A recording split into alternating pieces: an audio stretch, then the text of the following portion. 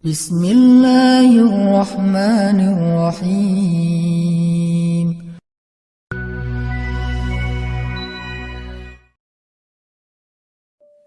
Yang perlu kita jaga perasaan Allah, bukan perasaan makhluk. Kecuali perasaan makhluk ini memang Allah yang nyuruh. Kita jaga tuh perasaannya. Ihfazillah yahfazka. Kalau kita jaga perasaan Allah, kita gak pernah ngecewain Allah. Allah gak bakalan ngecewain kita, gak mungkin. Jadi kalau kita sering kecewa, ini karena kita sering ngecewain Allah juga nih. Aku tergantung prasangka hambaku kepadaku. Jadi jangan ngecewain Allah, ya Allah saya tidak akan mengecewakan engkau. Allah gak akan mungkin ngecewain kita. Mustahil. Manusia aja ada yang kayak gitu, gak mau ngecewain kita karena kita gak pernah ngecewain dia. Dia jaga banget tuh nama baik kita atau amanah kita, kepercayaan kita, dia jaga banget. Apalagi Allah. Jaga Allah, Allah jaga kamu. Jaga Allah, Allah menyertaimu kemanapun kamu pergi. Kalau ada manusia pengen menjatuhkan kamu, kamu gak akan jatuh kecuali dengan izin Allah. Ada manusia yang pengen mengangkat kamu, kamu tidak akan menjadi terangkat, menjadi lebih mulia kecuali dengan seizin Allah. Jadi kalau kita kadang-kadang ada cemburu dan itu manusiawi, sifat dasar kita. Cemburu ngelihat ada orang lain yang mungkin kayak lebih diapresiasi dari kita. Nah caranya jangan menghalangi dia, jangan ngejelek-jelekin dia, malah makin jelek kitanya. Jangan juga memamerkan kebaikan kita. Caranya gimana? Ya udah, caper aja ke Allah yang maha meninggikan derajat hamba-hambanya. Lakuin lagi kebaikan yang banyak. Gak apa-apa manusia gak tahu, makin manusia gak tahu, makin Allah senang tuh. Akhirnya Allah angkat, dan itulah yang terjadi kepada Luqman.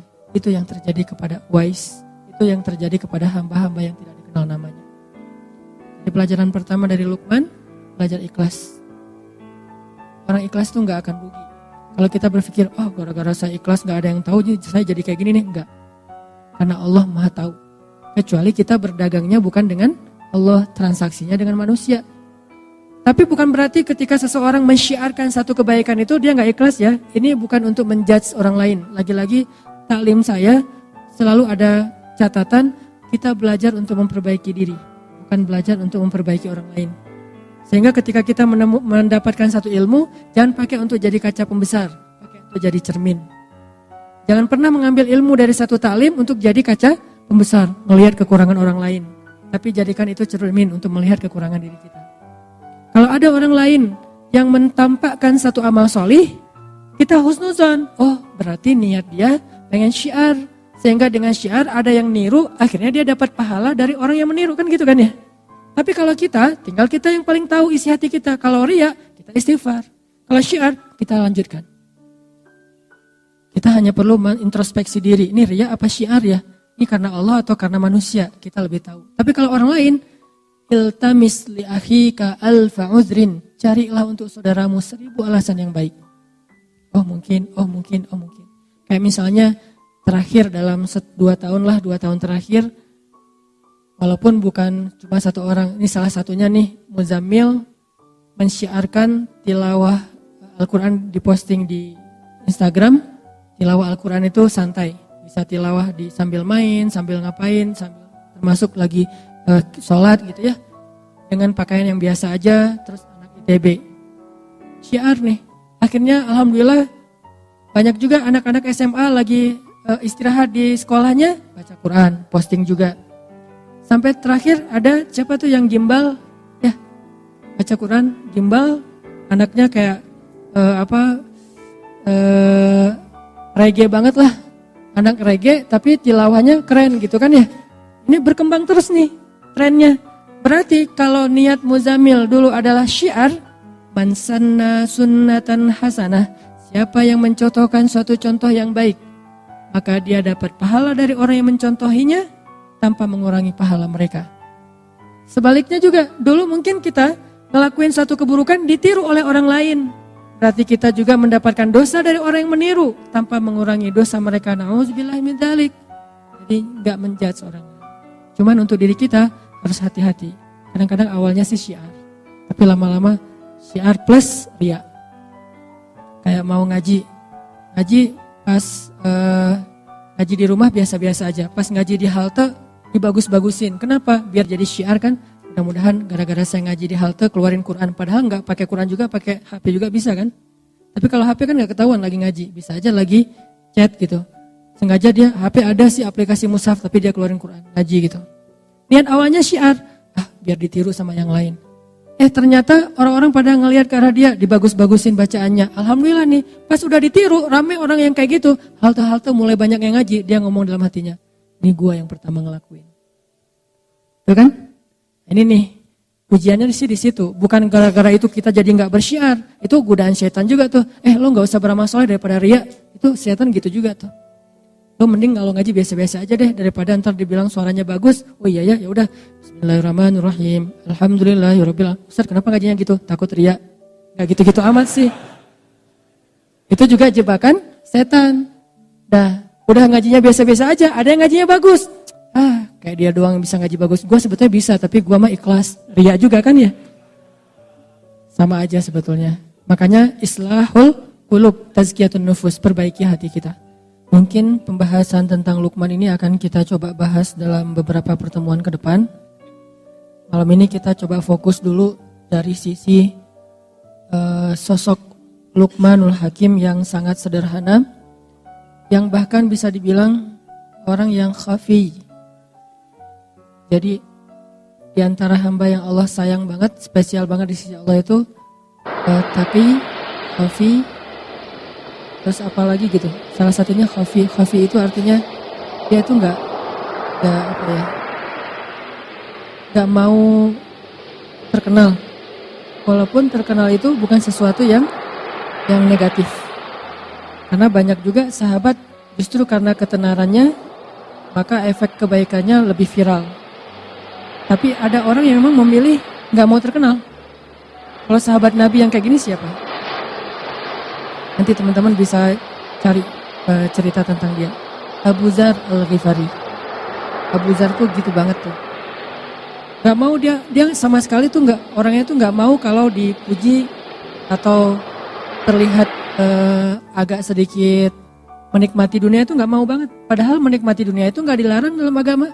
Tapi dia memilih jalannya sendiri yang memang pengen khafi banget, pengen uzlah, pengen menyendiri gitu. Itulah Luqman. Dia nggak menjadi orang yang tampil, tetapi Allah Subhanahu Wa Taala Maha Tahu. Makanya bukan berarti kita nggak boleh tampil sama sekali, nggak. Kadang seorang mukmin harus menampilkan kebaikan agamanya supaya orang-orang menghargai agama Allah. Kayak Utsman bin Affan. Utsman itu kan orangnya menampilkan ya satu yang baik-baik dari agama, kayak penampilan menariknya, dia pakai jubah yang khas gitu milik Utsman, gak mungkin ketukar sama yang lain karena gak standar jubahnya. Sendalnya tuh pasti bukan sendal jepit, pasti sendalnya itu sibetiyah, bukan na'al. Kalau na'al semua sahabat pakai na'al, tapi kalau yang sibetiyah cuma beberapa orang yang pakai sendal dengan merek sibetiyah. Nah itu salah satunya Utsman. Sehingga kalau Utsman jalan, orang-orang pada ngelihat, wah penampilan Utsman. Terus pas Utsman ketemu Nabi memperlakukan Utsman beda sama sahabat yang lainnya. Ketemu sahabat lain Nabi biasa-biasa aja, bajunya nggak terlalu rapi, nggak apa-apa. Tapi giliran yang datang Utsman, Nabi rapi-rapi langsung, udah rapi baru Utsman boleh masuk. Jadi boleh terkenal, boleh tampil, boleh syiar, tapi kita lagi bukan belajar tentang bab itu. Kita lagi belajar bab kadang memang ada kondisi yang kita harus menahan diri walaupun gak diketahui orang. Ada kondisi di mana kita lagi belajar ikhlas, bukan belajar syiar. Syiar itu gampang. Malah kalau kita udah terlatih dengan ikhlas, kita syiar itu lebih keren lagi. Tapi kalau belum terlatih dengan ikhlas, syiar itu bisa jadi jebakan buat diri kita sendiri. Makanya ngomongin syiar itu gampang, semua orang bisa ngelakuin. Tapi ikhlas dalam syiar ini susah banget nih, luar biasa. Kadang-kadang kan keikhlasan kita itu bukan di awal rusaknya, tapi di tengah atau di akhir. Di awal kita tuh udah ikhlas banget. Di tengah ada masalah sama teman-teman kita, mulai kecewa. Tahu gini saya nggak akan ikut, tahu gini saya nggak akan bantu, tahu gini. Kan mulai terganggu nih keikhlasan kita di tengah. Atau kadang-kadang nggak di tengah, di akhir. Pas udah beres, udah selesai semuanya, udah sukses acaranya, ternyata ada teman-teman yang mungkin qadarullah dengan takdir Allah dia muncul di media. Mungkin dia dipuji-puji sama teman-teman yang lain. Tiba-tiba dia dapat jabatan di jadikan sebagai calon ketua organisasi. Nah kita yang habis-habisan gak ada yang menghargai. Di situ mulai jadi godaan buat kita riya. Kalian tahu gak acara ini siapa di baliknya? Mulai kepancing. Atau ada yang ngecewain kita nih. Kita udah ngelakuin satu kebaikan, ikhlas banget nih awalnya. Saya bantu dia karena Allah di awal. Di tengah gak apa-apa. Ternyata yang kita bantu itu gak selesai urusannya. Kita tambahin bantuannya, gak apa-apa karena Allah. Di tengah masih ikhlas. Di akhir masih ikhlas. Alhamdulillah dia udah sukses sekarang. Kita ikhlas, gak mau nyebut-nyebut kepada siapapun. Tapi setelah beberapa tahun, kita suatu saat butuh dia. Pas kita butuh dia gak mau bantu kita. Padahal dia bisa membantu kita waktu itu. Mulailah keikhlasan kita terganggu. Mulai kepancing nih. Kayaknya dia lupa ya. Siapa dulu yang membantu dia awal-awal ketika baru merantau. Ketika dia masih kuliah, semuanya saya biayai keluar satu-satu. Semua yang disebutin itu gugur pahalanya di sisi Allah. Jadi keikhlasannya gak keganggu di awal, gak di tengah, gak di akhir. Tapi sometime, suatu saat nanti entah kapan-kapan gitu. Bisa aja setelah bertahun-tahun baru keganggu keikhlasannya. Habislah pahala yang selama ini udah kecatat di tabungan amal kita, hilang lagi tiba-tiba. Dihack sama riya. Ini yang terjadi. Luqmanul Hakim istimewanya di bab itu teman-teman. Dia gak istimewa di bagian ilmu yang banyak, enggak. Dia gak istimewa dari fisiknya yang kuat. Malah dia orangnya pendek, kulit hitam dari Ethiopia. Kampungnya Bilal bin Rabah. Ada Bilal, ada Wahsy, ada Luqman, ada An-Najasyi. Itu orang-orang Ethiopia. Orang hitam, pendek, budak pula yang diperjualbelikan. Dan ketika dia jadi budak, bukan budak kan, budak itu punya banyak kerjaan nih. Ada budak yang memang dibeli untuk jadi tentara bayaran. Berarti badannya bagus, tangguh nih. Kalau Luqman, dia budak yang kerjanya ngapain? Kerjanya ada yang bilang najjar. Kerjanya itu bantu-bantu tuannya untuk bikin kayak meja tukang kayu lah. Tapi ada juga ulama yang bilang dia bukan najjar. Dia itu yang jagain ternak. Kayak siapa tadi? Wais. Berarti kan secara fisik enggak banget nih. Gak good looking gitu. Tetapi karena dia punya keikhlasan, itulah keistimewaannya. Jadi benar hadis Nabi, sesungguhnya Allah tidak melihat kepada fisik kalian. Allah tidak melihat kepada harta kalian. Allah tidak melihat kepada status atau pekerjaan kalian. Allah melihat kepada hati kalian. Kalau kita pengen jadi hamba yang istimewa, milikilah hati yang istimewa. Tidak masalah punya fisik yang istimewa, kita latih, kita rawat. Punya harta yang istimewa, berlimpah. Punya pekerjaan dan status sosial yang istimewa, kerjaannya keren, menghasilkan uang yang banyak. Gak apa-apa, tapi itu semuanya jadi tidak bernilai kalau hatinya gak istimewa. Sebaliknya, fisiknya biasa-biasa aja, hartanya malah kurang, apalagi malah bukan pas-pasan, malah kurang. Terus status sosialnya cuma budak, kalau hatinya istimewa, Allah angkat tuh. Jadi yang kita coba pelajari, gimana punya hati yang istimewa. Hati yang istimewa itu kalau beramal ikhlas. Kalau ke manusia itu pemaaf. Kalau ke manusia itu rahmah, kasihan, gampang kasihan sama orang lain. Duh kasihan ya. Kalau orang sering kayak gitu tuh, hatinya mulai istimewa. Jangan bilang, lu kok lemah banget sih, gampang kasihan, gampang maafin. Jadi orang gak punya prinsip. Enggak, dia orang yang istimewa justru. Yang susah maafin itu yang sebetulnya yang gak istimewa. Kalau dibilang, lo gampangan banget sih jadi orang, lo kok lemah banget sih jadi orang, mau aja digitu-gituin sama teman lo. Enggak, justru dia itu istimewa, punya hati yang spesial. Gampang kasihan sama orang lain, gampang gak tegaan, pengen ngasih ke orang lain itu lebih dari haknya. Wafa, milikilah hati yang istimewa. Toh di zaman Nabi juga ada sahabat yang kayak gitu banget tuh. Yang saya sering mention tentang beliau. Sahabat yang ibadahnya biasa-biasa aja. Cuma standar lah salat wajib, gak ada yang sunnah yang istimewa. Terus sedekahnya biasa-biasa aja, cuman bahkan gak bisa berzakat karena bukan orang kaya. Jihad biasa-biasa aja, bukan mujahid yang keren kayak Khalid bin Walid. Terus keistimewaannya apa? Sampai Nabi bilang dia itu ahli surga. Kenapa? Karena dia hatinya bersih. Dia tuh gak pernah dengki sama orang lain. Saya pernah bawa umroh jamaah sekitar 30 orang satu rombongan. Macam-macam kan jamaah teh. Ada yang kaya raya umrohnya 3 bulan sekali. Ada yang setahun bisa umroh sampai 6 kali. sampai 7 kali gitu. Umroh kayak ke pasar baru. Bete umroh. Lagi bete sama suami, daftar umroh. Gitu banget. Daftar umroh gara-gara bete sama suami. Saking kayaknya nih. Ada yang umrohnya tuh karena memang nabung sekian lama. Ada yang umrohnya itu diumrohin. Jadi kayak surprise banget, hadiah banget buat dia. Gak pernah kepikiran bisa umroh. Dari sekian banyak jamaah, ada satu orang bapak-bapak yang menarik perhatian saya. Beliau baru pertama umroh, orang kampung di pelosok Garut dapat Tasik gitu. Terus orangnya udah tua, petani. Setiap hari beliau kalau ke sawah, buruh tani bukan petani, buruh tani. Pergi ke sawah itu jaraknya 5 kilo, berarti pulang balik sehari 10 kilo setiap hari. Makanya tawafnya paling getol tuh. Yang lain tawaf sehari sekali, beliau bisa beberapa kali. Asal salat jamaah tawaf. Nah ini bapak ini orangnya sederhana banget. Bukan orang yang mungkin secara educatednya orang-orang yang berpendidikan tinggi, orang-orang di kota. Enggak, orang kampung. Yang mungkin cuma lulus SMP atau SD gitu. Bahasa Indonesia enggak bisa. Bahasa Sundanya halus. Kalau bahasa Sunda main mungkin saya masih ngerti nih. Bahasa Sundanya halus gitu. Sehingga diterjemahin sama istri saya. Bahasa Indonesia enggak bisa. Terus orangnya diem, senyum. Senyum tuh setiap hari. Ini orang yang paling sering senyum yang saya lihat. Sampai wajahnya tuh jadi, bentuk wajahnya tuh jadi senyum. Saking rajin senyum kan ya. Kan ada orang yang bentuk wajahnya cemberut, mungkin sering cemberut. Ada orang yang wajahnya emang dia senyum. Dia gak senyum juga udah senyum gitu teh.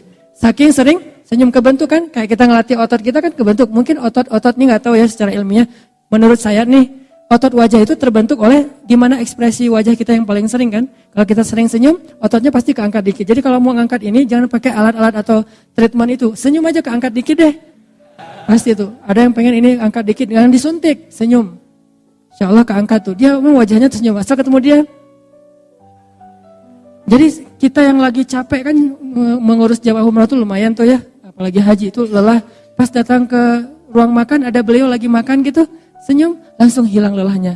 Ini luar biasa nih. Hampir seperti melihat pasangan. Hampir ya, nggak sama. Kalau sama bahaya nanti saya di demo. Hampir seperti melihat pasangan. Memang melihat pasangan beda sih, istimewa. Ini hampir gitu. Kalau belum yang pernah ngerasain melihat pasangan, lihat dia aja cukup lah. Senyum, langsung, Pak gimana Pak? Ngobrol, Alhamdulillah gitu. Dia tawaf sehari beberapa kali nggak pernah ngomong. Kalau yang lain-lain kan pulang, Alhamdulillah cium hajar aswad. Dia udah berapa kali cium hajar aswad, diam-diam aja. Dan ada orang yang dapat, nih kamar dia tuh berempat, ambil yang kuat, 4 orang satu kamar. Dia dikasih yang bed tambahan. Jadi bukan bed yang udah ada di kamar, jadi dia dikasih extra bed gitu yang bednya lebih kecil, terus pair gitu, bukan dia pair gitu yang nggak enak badannya, tapi dia nggak pernah, padahal dia bayarnya sama. Dia bayar dari tabungan dia sekian lama, bayarnya sama tapi nggak pernah komplain, nggak pernah ngeluh. Wah ini orang ridho banget, tawadu banget, qanaah banget, dan hatinya bersih. Pas terakhir saya ngelihat dia happy aja terus. Umrohnya sendiri, yang lain berpasangan semua kan, kecuali dia sendiri yang sendiri sama beberapa orang. Nggak banyak sih yang sendiri, tapi dia bisa dibilang sering ngelihat orang berduaan sama pasangannya, tawaf berdua, itikaf berdua kan. Umroh kalau berdua kan keren banget ya, tilawah. Bahkan di Masjidil Haram itu by the way ya, ada soft khusus untuk pasangan. Nggak tahu kan? Promo. Ada soft di Masjidil Haram ya, itu khusus buat couple. Kalau bukan pasangan nggak boleh masuk ke area itu. Tanya, pasangan? Ya. Oh iya masuk. Kita bisa sholat di sebelah kita itu istri kita loh. Itu keren banget tuh. Gimana caranya? Emang dibikin soft tuh modelnya sampai di sebelah memang istri. Jadi kita sholat.